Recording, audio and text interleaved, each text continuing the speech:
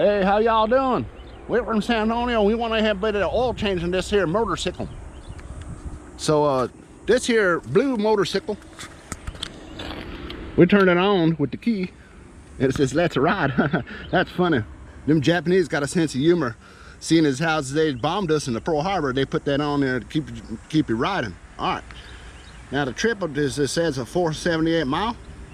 Now at mile 400, I went ahead and changed the oil because, you know, Honda's full of shit saying they changed it to 600. That oil already dirty by then, baby. That oil dirty, so we won't change it early. I don't trust no manufacturers. Fuck them. I don't get no money. I ain't revenued. I ain't worried about it. But they send me a CB1000, I'll change my tone. But other than that, fuck Honda. Got the hard seat. You don't want this bike. This seat too hard. Actually, the seat's it's breaking in a little bit. It's getting a little softer. All right, so I changed the oil at 400 miles, okay? And I used this Pro Honda full synthetic HP 4S 1030. I ordered a box of 4 online. It takes 1.6 quarts, so I wound up putting 1.5 in, and it got me right up towards the top. Now I'm gonna show y'all a little trick here. On this oil window, what you do to really test it out, you got to test it cold or 15 minutes turned off. Use your cell phone, stand the bike up straight, sit on it, get the bike straight, and take a picture of it with your cell phone if you're alone. And then make sure it's towards the top here. Now that little mark is where they put at the dealer or the factory did that. So you want it at least at that mark. If you do not want it above this top mark there. So I like to have it just like right under that mark myself. Okay. The oil filter is a cartridge filter.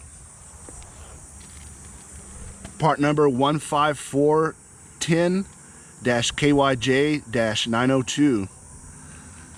It fits into this compartment here. There's also a gasket here, 15412-KYJ-901. It goes up this way, like that.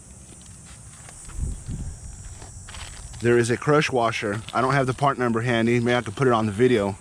I got a bag of 20, so I'm set.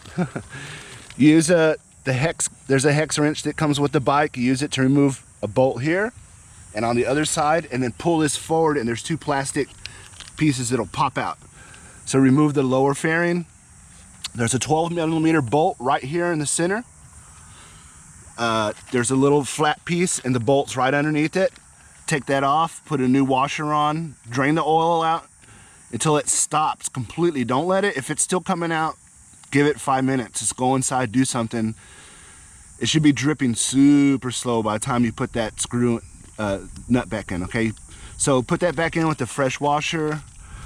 I don't use torque wrenches. I've been doing this so long, so I don't know if, maybe I'll try to append it to the video if you want to use a torque wrench, but if you don't know what you're doing, just let the dealer do it, okay? But this is more for do-it-yourselfers. These are 8mm, so after you've drained it, put this back on, the drain plug. You want to go ahead and start removing these. Okay, remove the cover, remove the filter. Now, I reused the gasket this time because it was in perfect condition and it was already stuck on there, so I didn't even touch it. I just put the new oil filter in, closed it, and I'll have to inspect it. I'm not necessarily going to recommend you do that. That's more of a pro thing. I've been doing this for a long time, and I was actually a parts technician when I was a teenager at Chief Auto Parts. So I got a lot of experience with oil, changing oil. So as you can see, it's perfectly fine on there. Put that back on, and it runs great. It runs better with this synthetic oil than with the cheap GN4 that they recommend. And also their change schedules, like saying 8,000 miles, that's ridiculous. You know, I do once a year changes, but I would not go more than a couple thousand miles on this oil. It's already gonna start breaking down, getting dirty. You'll look through the window and see it dirty. All right, then we're gonna do another oil change here at 800 miles. The bike has been running great. I mean, just great. It's very easy to shift. I can shift this with my middle finger. It's a lot more comfortable than the Ninja 650 in terms of my knees, because I don't have my feet Ninja 650, you're talking up here, pegs. So you have to cock back more. And also the angle on the Ninja 650, the bars are more sporty, so it does put more pain on your wrist. So I have found this to be super comfortable. I'm very pleased with the bike. Couldn't be happier. It's exceeded it's exceeded my expectations. Recommendation. It's exceeded my expectations and my recommendation.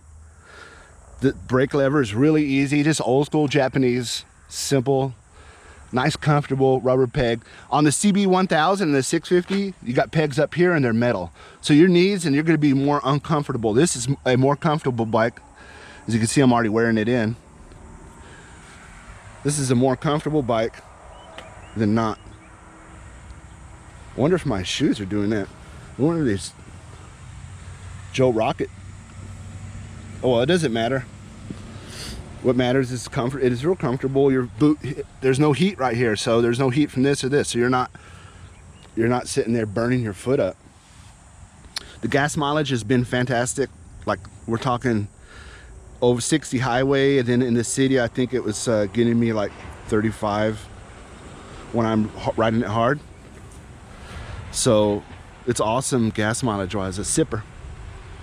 All right, guys, thanks for watching, and I'll try to crank out some videos. I did find out that the supposed flu that I thought I had was my Lyme disease, my recurring fever.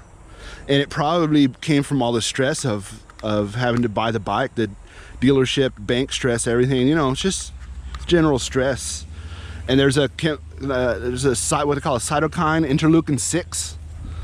And I believe the interleukin 6 caused me to have a flare-up. So it's caused by stress, and I also had changed my diet a little bit. I also was not taking some of my supplements more, so I'll have to come back to those, make some more videos on those, let y'all know what I'm up to with that. But the bike, man, highly recommend it. It's just really great.